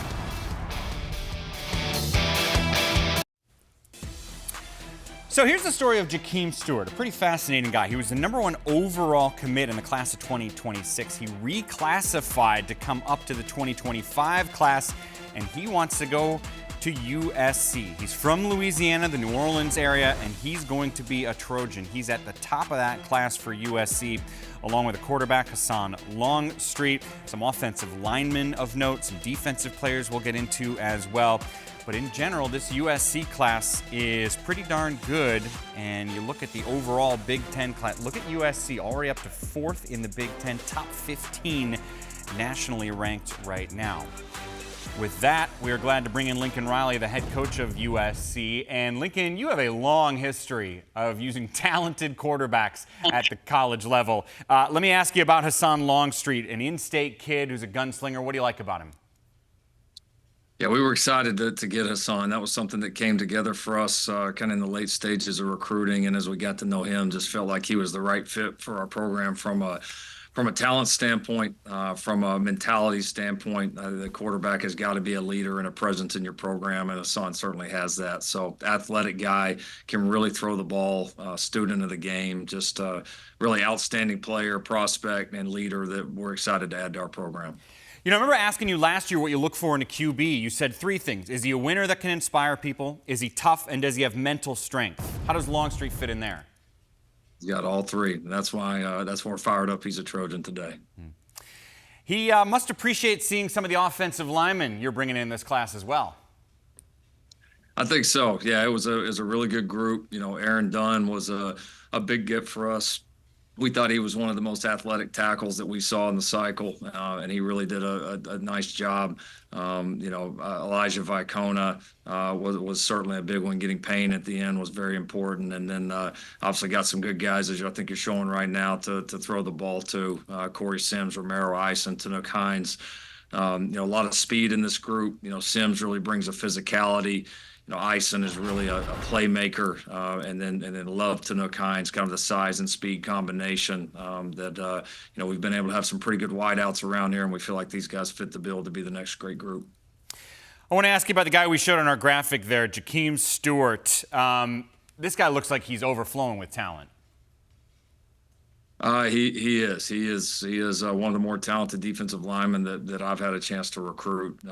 He's got the size, the physicality, all the measurables that you could want. But I think it's really the mentality that set Jakeem apart up to this point. He's got a great just competitor mindset, a tough, gritty approach.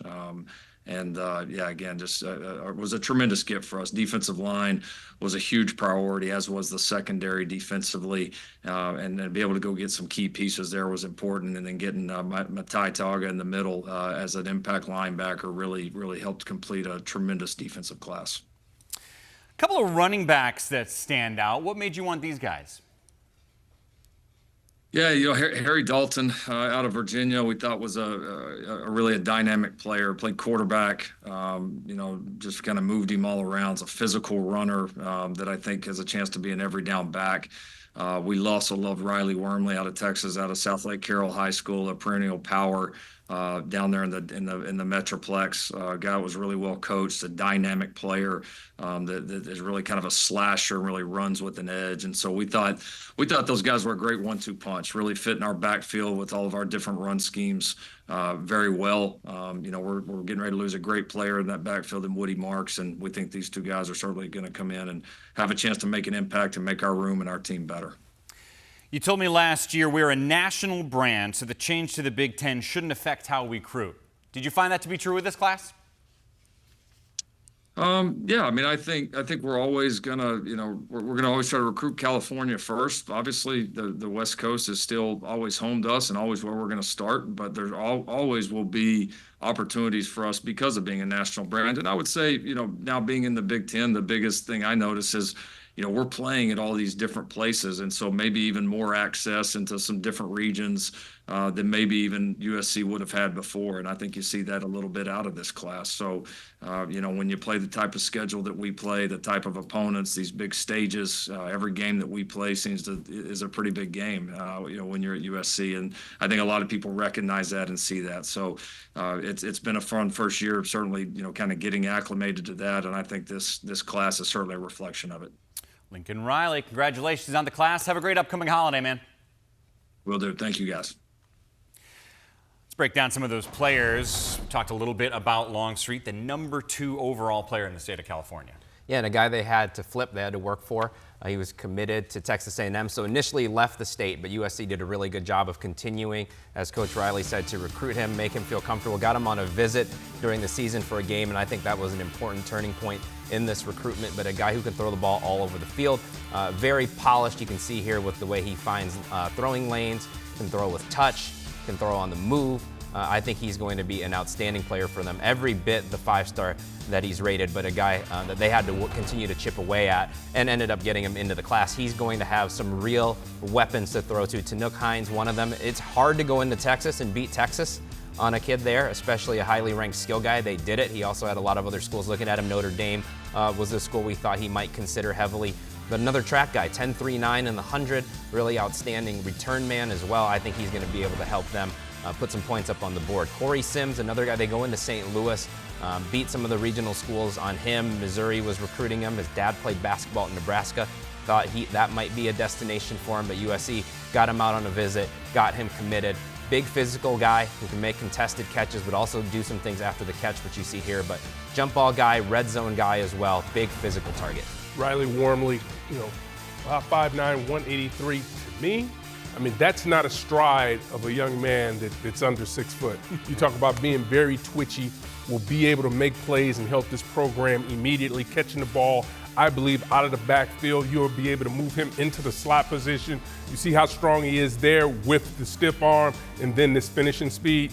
They don't teach that, right? You're born with that gift, and he's talented and has it.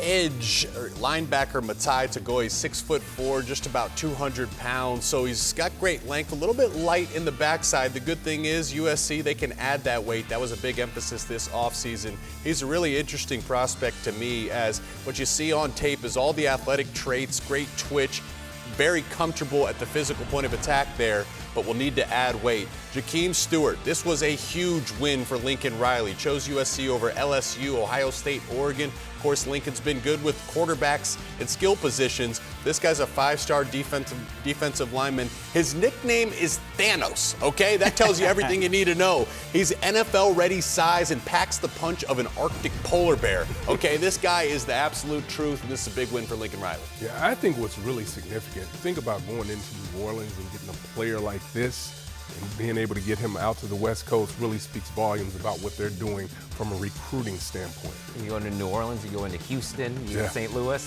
They went all over this cycle. Virginia, Florida. He did get more in California than anywhere. Like he said, that's where they started. But it is, when you're USC, you can recruit anywhere in the country. And they hope that these recruits can get them a better year on the field next year, where they could hopefully play for a Big Ten championship game like Penn State's about to do.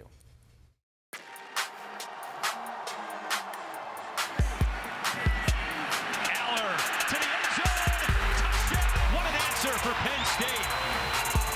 Carter gets to him again. Ball comes loose. Scooped up, and the Nittany Lions say goodnight.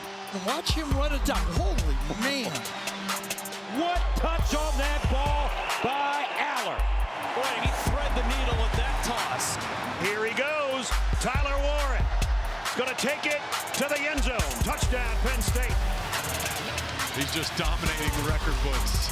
Penn State playing for a Big Ten championship in Indianapolis against Oregon.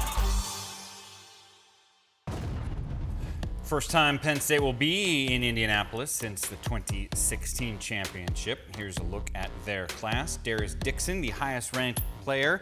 He comes from California, where he was the top 10 player in that state. Malachi Goodman, offensive lineman, top 3 player from the state of New Jersey. And the running back from Philadelphia, Jabri Wallace-Coleman, top 300 overall ranked player for him. Let's talk a little bit about some of these guys. Let's start defensive side, Alan. Chaz Coleman, why do you like him?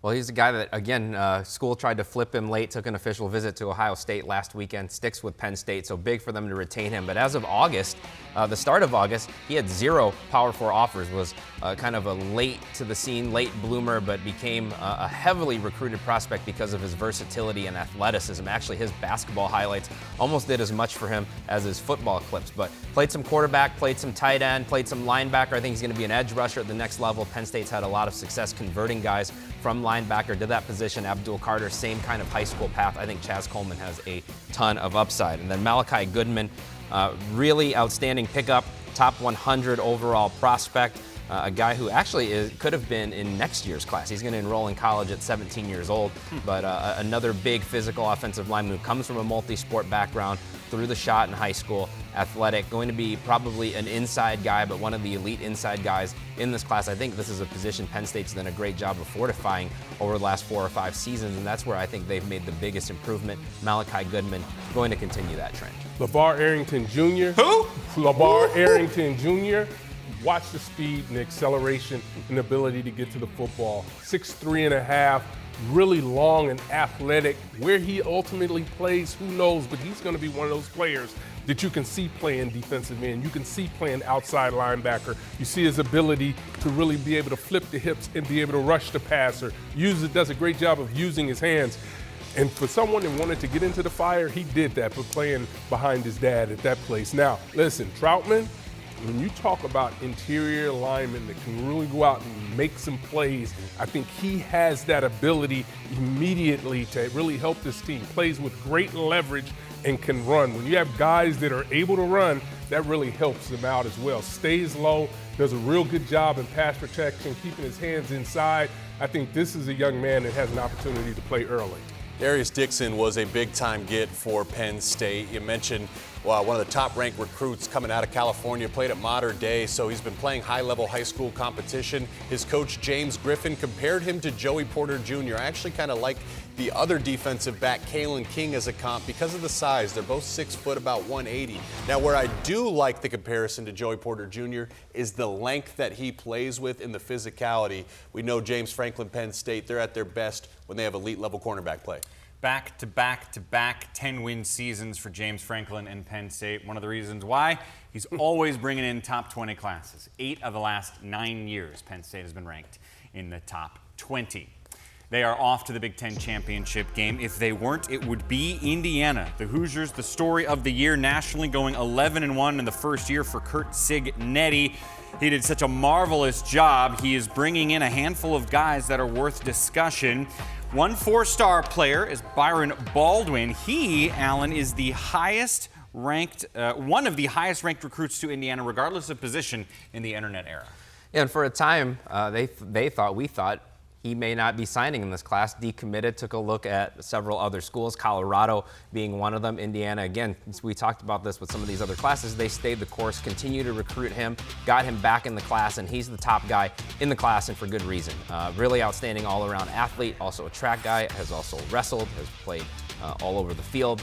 At 6'1.5", now almost 190 pounds, I think he's the kind of kid who can come in and maybe compete for time right away. I think he's a really good fit in Indiana's scheme, can do a little bit of everything, play deep in the secondary, also come down in the box. Ciante Stewart going to join him in the secondary, playing out there on the corner at Cincinnati, Winton Woods, but he's a big physical guy when you see him in person. I think he could play some safety, could play some nickel, could do a little bit of all of it. But when we saw him in camp, we were really surprised at how big he was and how he was still able to play corner, cover some of these slot receivers and outside receivers. But they're going to have a lot of options with him and Byron Baldwin together. Tristan Abram, schools tried to flip him, took a visit to Michigan during the fall. It looked like Michigan may be able to gain some traction there, but he stuck with it with Indiana, had a really outstanding senior season, was recruited by Power 4 schools as a sophomore and junior, but I think he really took a big leap as a senior, and a guy who really bought into what Coach Cignetti and the rest of his staff are doing in the program. So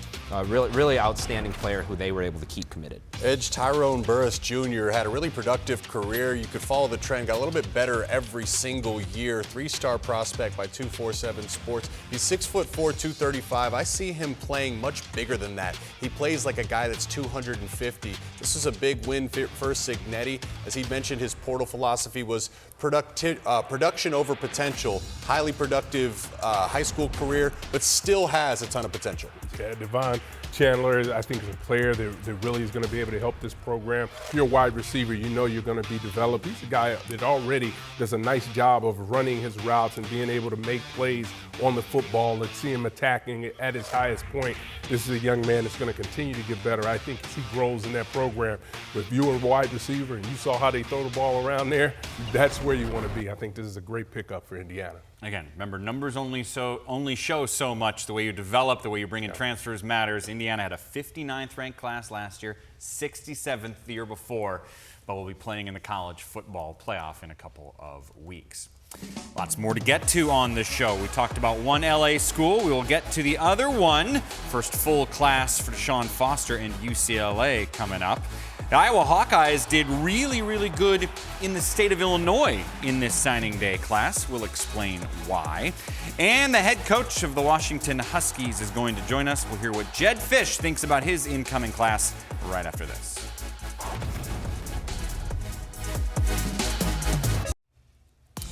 So Washington got a guy from Mater Dei, Marcus Harris, the wide receiver. He's going to Washington despite the fact he was scheduled to go to Oklahoma. That is a big flip for Jedd Fisch as he starts his second season in charge of the Huskies. Here's a look at some of the players who are going there, including Zydrius Rainey-Sale, who's the top player from the state of Washington. Dylan Robinson, listed an athlete. He played safety, cornerback, and wide receiver in high school. They got a couple talented wide receivers coming their way as well. Well, Jedd Fisch brought in this group. He's good enough to join us to talk about this class. Jedd, you were only hired for this job not even a year ago, back in January. So this is your first early signing day with Washington. What have you learned about recruiting to Washington specifically this past year? Yeah, this is our first signing class. We didn't have any, I think maybe we signed about 8 high school kids that came with us from Arizona. We learned about what a great place this is and how many people want to be a part of Washington football, and learned about all the great things that we could sell. In June, we had amazing visits. In May, we had amazing visits, and it turned into being a top 20 class, and really proud of our guys, our coaching staff, our recruiting department, and signed 28 guys today. You know, looking at where these guys are from, it is so heavy on the West Coast, and with the amount of talent on the West Coast, even though Washington has the ability to be a quote-unquote national recruiting brand, it feels like at least this year you didn't necessarily have to be that far away from the West Coast to get good kids. Yeah, we thought the most important thing we needed to do was sign the best players in the state, and then go try to sign the best players in our neighboring states, and then work our way down to California and Arizona, where we had a lot of strong ties, head out west to Hawaii, and go grab a quarterback.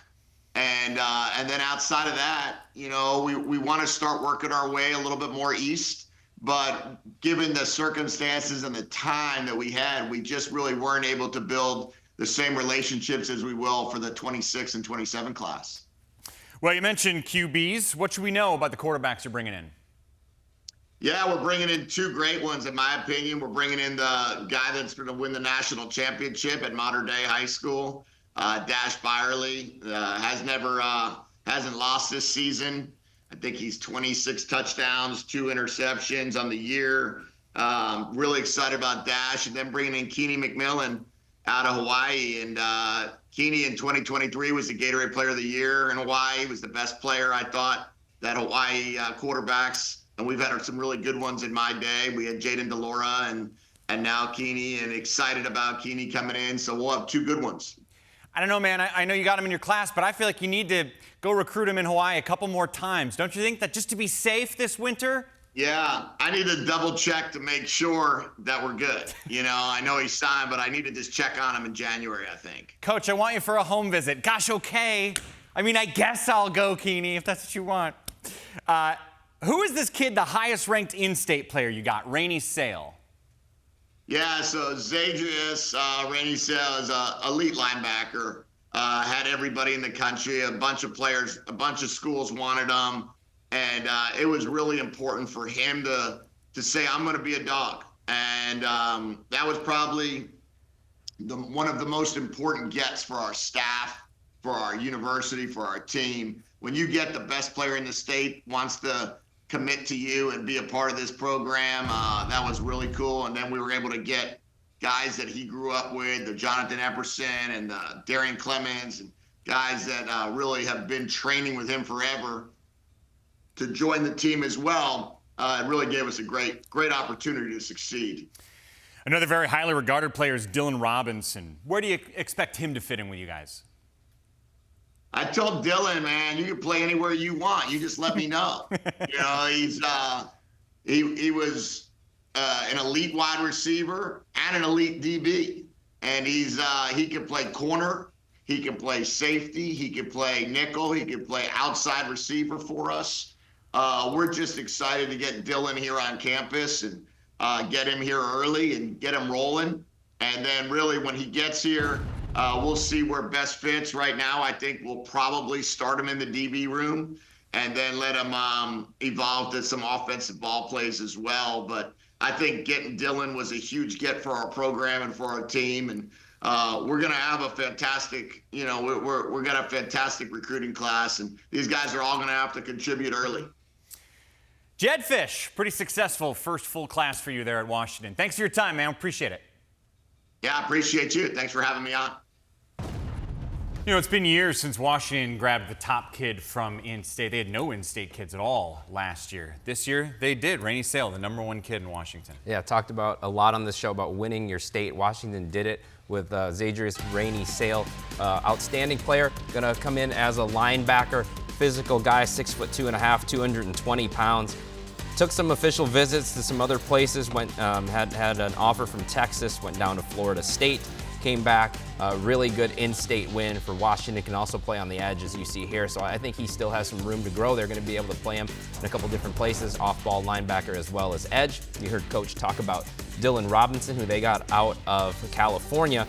Washington got an early official from him, ended up visiting several other schools, including Utah, Notre Dame, Kansas. Washington gets him in the class in July. A really, really great pickup for them. And as Coach Fisch mentioned, could play a couple of different positions. We think corner first, but safety also a possibility. Some wide receiver not out of the question. Schools recruited him all over the place. Just a big, long, good athlete.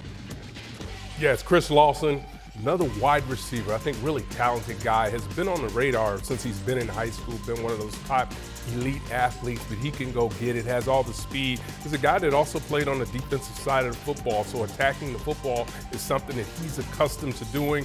But this is a guy that's really talented, makes it look really easy, a fluid athlete that I think will make a lot of plays for Washington. Tight end Baronioni reminds me a ton of myself, actually. He's Whoa! 6'3". Yes, how about these 6'3", 230, a bit undersized. I was undersized. Also played both ways in high school. Has some really good edge tape. I did the same, but what you see right there, great physicality. That's something that you can't teach, the willingness as a blocker. Played in a run-first offense, so he had to show his physicality more often than not, but has some great 7-on-7 tape. And at that size, 6'3", 230, an interesting piece to be used in Jedd Fisch offense. Why would you do that to that young man? Put that type of pressure on him. I'm just saying, I see a little bit of myself playing both ways. They might say he's undersized. Just go win the Mackey. Go do it. Baronioni. Jedd Fisch was my coach. There you go. Hey, all right. You know, come on, Bear. Baronioni will be sitting next to me in a handful of years. So that is Washington, a high amount of kids, but a top 25 ranked class for them.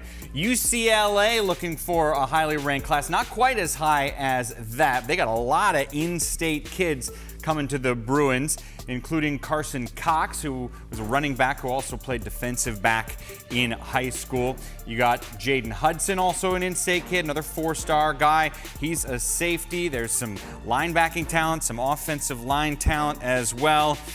UCLA bringing in a lot of guys. Let me talk about one of their defensive guys, Tyler Partlow. What stands out about him? Well, they had to go all the way across the country to New York to pick him up, so I think we talk about recruiting nationally for UCLA. Doesn't get a whole lot more national than going to the other coast, but it's hard to find defensive tackle bodies. 6'4", 265 pounds. Had the opportunity to stay home and play out east, but goes to UCLA. It's just tough to find interior players with his combination of athleticism and still some growth potential. At 265 pounds, we think he's going to be able to add the weight, be able to play at 295, 300 pounds and be a disruptor of the 3-tech. Noah Flores, 6'4", really a big tight end, a guy that I think can really make a lot of plays for him. Some things he's going to learn. Inline blocking is one of the difficult things. He's a guy that's going out and catching a lot of balls right now, but he'll grow into that position. But he's a playmaker, and he's going to really be able to help see the skill set, really shifty, able to make some plays, and takes on contact well. Running back Carson Cox, he's a 4-star out of Oak Hills High School in California, 6 foot, 190 pounds. Look, this guy's the total package. He's got the short area quickness to find holes. You see the vision there to navigate through traffic, has the long end speed to separate, and then to bring it all home. Modern running backs these days, you have to be able to catch the ball. He does that as well. And he hurdles guys. Why not? He's just hurdling guys in traffic in high school. So, very exciting prospect. We go from Deshaun Foster with his first ever full recruiting class at UCLA to Kirk Ferentz finishing up his 26th full class. Here's what the Iowa Hawkeyes have coming off an 8-win season. Yosei Epinesa is their star player. He's the brother of A.J. Epinesa, who was an Iowa defensive lineman, became a second-round NFL draft pick. Burt Goucher from Illinois, top 250 ranked player, top 10 player from the state of Illinois as well. A lot of talented guys to get in, but nobody ranked higher than a top 50 overall prospect in Yosei Epinesa. Yeah, and the assumption might be because he's an Epinesa that he was just going to go to Iowa, but they had to recruit him. He was looking at a lot of other schools. Utah had done a really good job recruiting him. Early in his career was a little bit of a leaner guy, probably about 220 pounds when we first evaluated him. Then those genetics took over and he started to look more like an Epinesa. He's 270 pounds now, but has retained the athleticism. You can see what he does here. extremely quick off the ball, high motor guy, really, really good all-around athlete. And I think now that he's added that weight, can play a couple of different spots on the line, give you an inside-outside look. Iowa has done, I think, a really great job of identifying guys who can move to linebacker from safety. Burke Goucher, one of those guys. He ran 4.41 at their camp. Really, really good all-around athlete. You just watch what he does on tape. You see what he does athletically. We have videos of him playing in space, and he just looks like the next great Iowa linebacker. Obviously, he'll hit somebody too, as that clip is evidence of. Wide receiver was a position I know the Iowa fans kept asking us, when are we going to get a top wide receiver? Terrence Smith, they go into Illinois, pick him up, had to beat some schools like Minnesota for him. Big outside receiver, 6'3", 6'4", can make contested catches, got a lot of interest last winter when schools were actually able to come to his basketball games and see the athleticism that he has. And so this is a position room that they wanted to fortify. They do it through recruiting here. Terrence Smith, really good pickup. Thomas Meyer, tight end, 6'5", 210. Actually is a guy that does a lot from the actual tight end position. You don't see him split out as much, but I think that's an area where he's really able to have some success. To me, he has the body frame that they're going to be able to put 20 to 30 pounds on him, and he's, I think, going to continue to develop as a player. Again, as young tight ends having to develop as an inline blocker. So Thomas Myers, the Y tight end. Mason Woods, I expect to be the F tight end. He's a three-sport athlete, basketball and track. He played both ways in high school. And really, I think he's a bit more of a hybrid, right? He plays a little bit of wide receiver, probably can play slot. He's more likely the move tight end for Kirk Ferentz going forward. But he's got great athleticism on tape. He shows that long speed and great catching ability in traffic. You know, when you're talking Iowa, you do multiple tight ends in their recruiting class. Your guy is the Y, my guy's the F going forward. There you go. But none of those tight ends remind you of yourself. Well, maybe a little bit always. We all share a little something, you know, as tight ends. We're one big family. I mentioned, by the way, Iowa did a great job in the state of Illinois. All three guys you mentioned were from Illinois.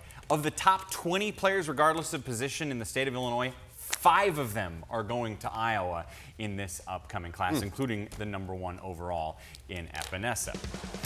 Lots more to come. We're going to talk about the Minnesota Golden Gophers class, the Michigan State Spartans, the Boilermakers, the Wildcats, the Illini. We're nowhere near done on this signing day special.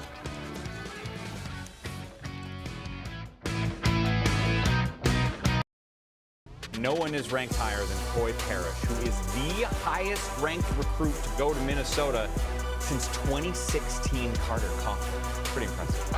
Moss to the end zone, intercepted, Coy Parrish. They call him Coy Wonder. The Minnesota kid ends the game with the ball in his hands. You got to understand how much swagger Coy Parrish had. A year ago, we were talking about Coy Parrish on this show. Flash forward to today, he led the Big Ten in interceptions as a true freshman. And didn't start every game, Mike. First team all Big Ten. First since Daryl Thompson in 1986. I mean, when we say you can make an instant impact, that is exactly the type of guy we are talking about. That was last year for Minnesota. Here's a look at this year, Minnesota. You might like this, Gopher fans. The #1 player in state was Coy Parrish last year. This year, it's Emmanuel Carmo. And again, he's going to Minnesota. Top 400 overall player. What is it about Emmanuel Carmo that has people so excited? Yeah, I think when you watch his film, he plays extremely fast. Athletic guy, can play on the edge, has some safety in his background. And another guy similar to Coy Parrish that they had to protect, even though he was an in-state guy, he was committed. Some schools came in on him, Wisconsin, Ohio State, Michigan. Minnesota was able to not only get him in the class, but keep him committed. I think he's going to end up being more of an edge guy, but he can give you some looks. You see him here playing Mike linebacker. He's going to be able to play some will. He's going to be able to rush the passer. He's going to be able to drop into coverage. But again, when you watch him explode off the ball and attack, that's what makes him special. I think he's going to have a chance to play early in his career. And he mentioned watching Coy make an impact for the home state school as a reason that he stayed in the class. Another in-state guy, Abu Tarawali. Also had some options to leave the state. I mentioned earlier, it's just hard to find defensive tackle bodies sometimes, especially in this region. When you have one at home, you got to go get them. Minnesota did that with Tarawali, was able to hold off some schools like Wisconsin, Oklahoma, Kansas State for him.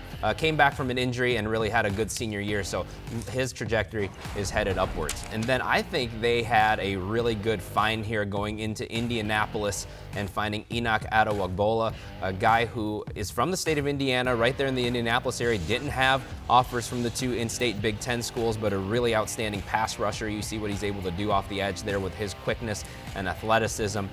This is one of the steals of the class. I think he has that very, very needed skill everyone's looking for, getting to the quarterback. Nathan Cleveland is an example of what this staff does a tremendous job of being able to find and develop players. This guy is quick off the ball already, but they do a great job of development. They won't have to do a lot with this young man. He's long, lean, really explosive player, and I think can help him immediately.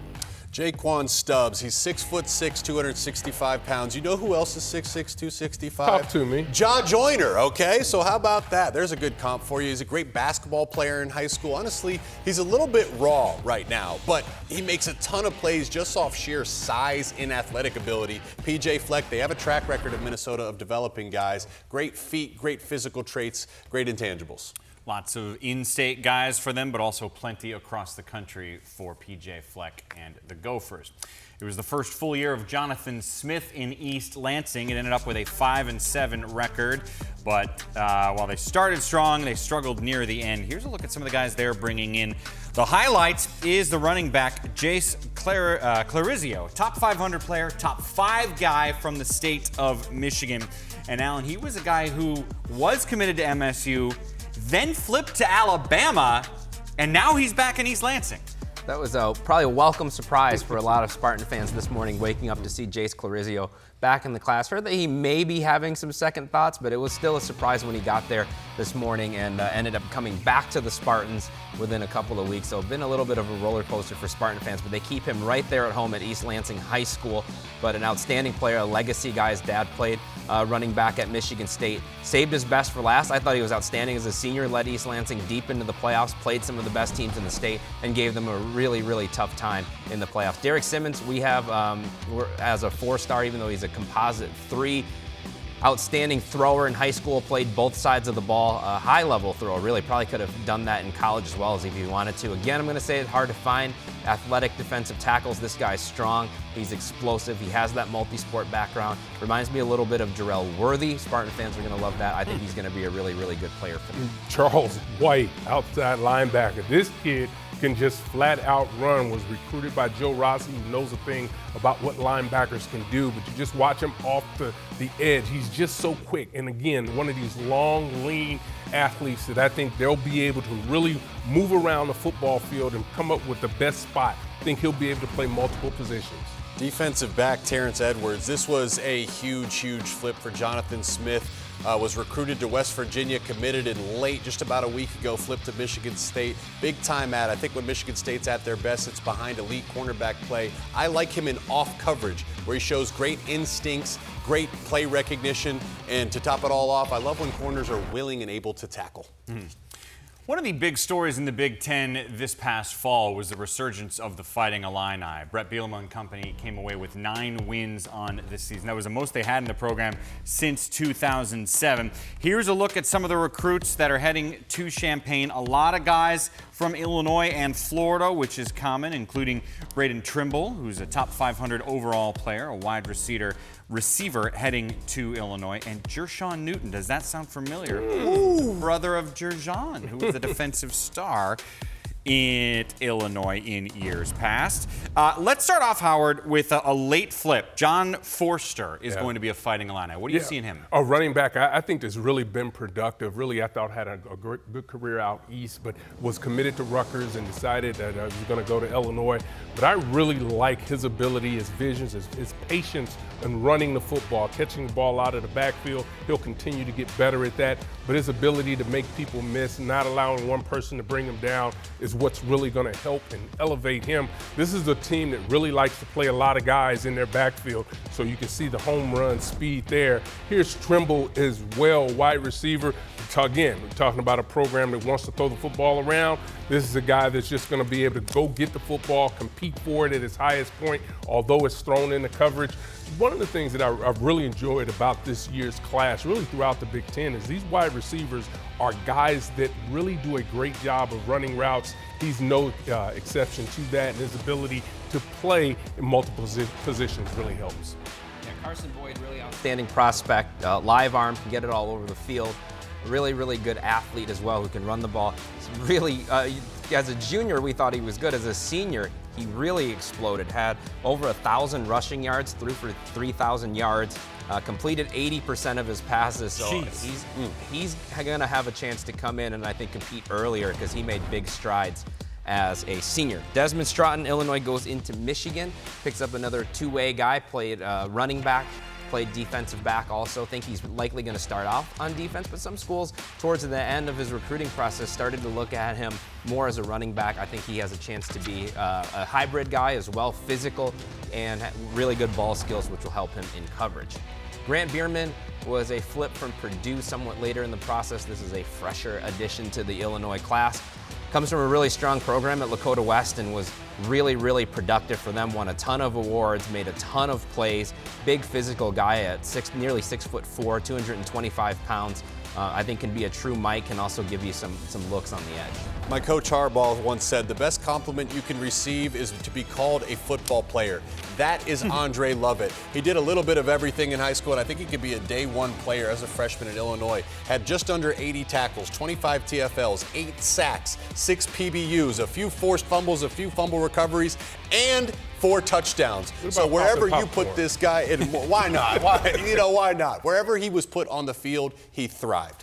3 wins for Illinois over ranked teams this past year. First time they've done that since '07. No fullbacks in the class, though. Somewhat disappointing. They have to grow into that position. Let's stay in the state of Illinois and turn towards the Wildcats, a little further north from Champaign. Tough year for them. Half as many wins this year as they did the year previously. They struggle on offense. They struggle on defense.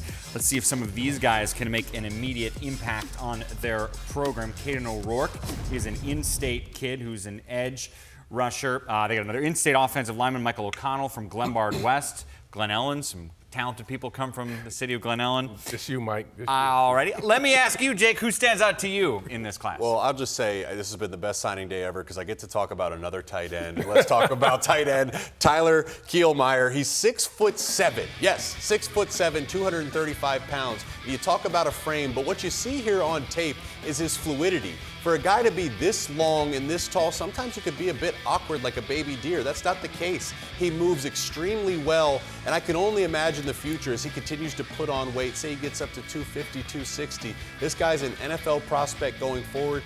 Almost impossible to cover in high school and a big get for Northwestern. Yeah, Michael O'Connell, 6'7" already. This guy, I think, really can have an opportunity to help.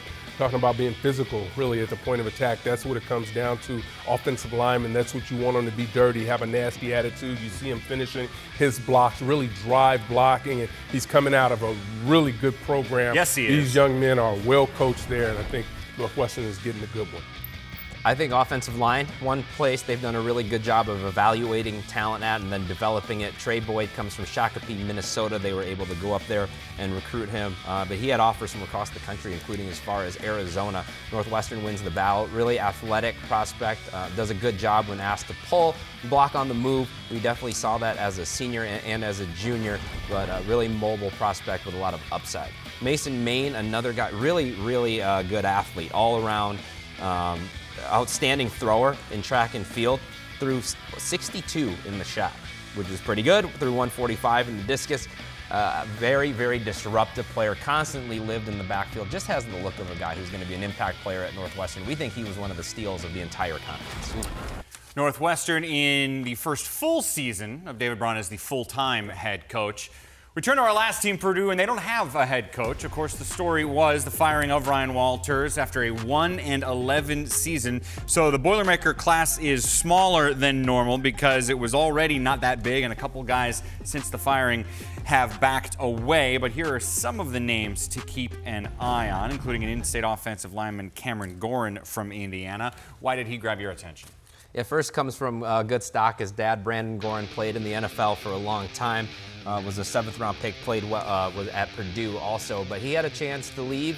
Didn't have to follow in the legacy, but he did, and he stayed in the Purdue class. Really athletic prospect. 6'5", 260 pounds, still plenty of room to grow and fill in. Obviously, with that background, he's very technically sound, and I think a ton of upside there at an important position. Got a lot of respect for these guys that stay committed. Jerron Thomas is a guy I got a lot of respect for and a lot of excitement for on film. You see the long strides. That's what really shows up. He's got long speed. Love in a dangerous player. Love to see him out in open space. But even with those long strides, he's got a suddenness and a quickness to him when changing direction. Almost reminds me of Devin Mockabee. He runs through arm tackles. You're going to need to bring your full juice if you want to bring him down. Yeah, I think if you're a Purdue fan, I wouldn't be too concerned with having a smaller class because the next coach that's hired there is obviously going to hit the portal really hard, and then obviously they have an opportunity at the second signing day to add players to this. So no reason to panic yet. Right. It might seem very small. I think there's only 8 players as of the beginning of this show. It's not going to end up 8 players by the time. One clarification note: Gorin did not sign today. Going to take a minute, but still committed for still the leaning towards the Boilermakers. In those 8 players, like to stay committed at this point, like that says a lot about them, and that says a lot about their character, and character wins at this point in college football. You can build on those guys. And what it means for them to go play at a university like Purdue. We're not quite done with our show. Some final thoughts on the most important things you should take away from this first signing day and from the Big Ten teams that have top 20 ranked national classes.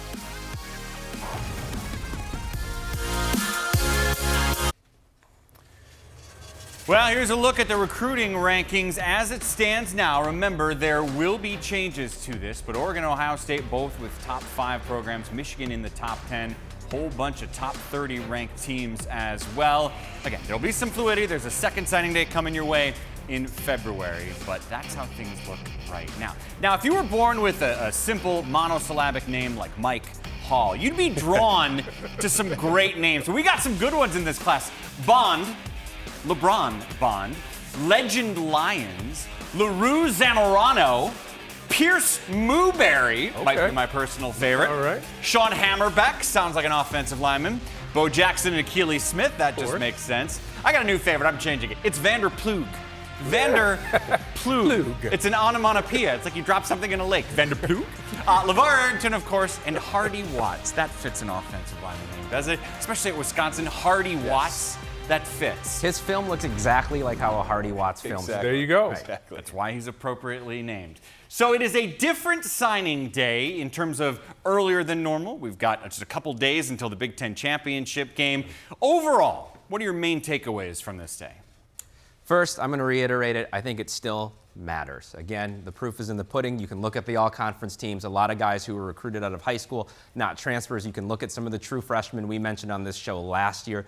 Coy Parrish, Nick Marsh, Jeremiah Smith. You still want those guys on your team. People always say it doesn't matter anymore because of the transfer portal. I think it still matters, just like in the NFL. There's free agency, but you want to do well on draft day. I'm not just saying this because I want to keep my job, but recruiting still matters out of high school. I look at Dan Lanning in Oregon, and it's like sometimes when you're the new kid in school, you might be a little shy or timid on the first day. Dan Lanning comes in, they're just kicking down the door, undefeated regular season, going to the Big Ten championship, and then finishing with the top-ranked recruiting class. I remember talking about just who he was at Big Ten Media Days this offseason, just like, man, is this guy impressive? Yeah.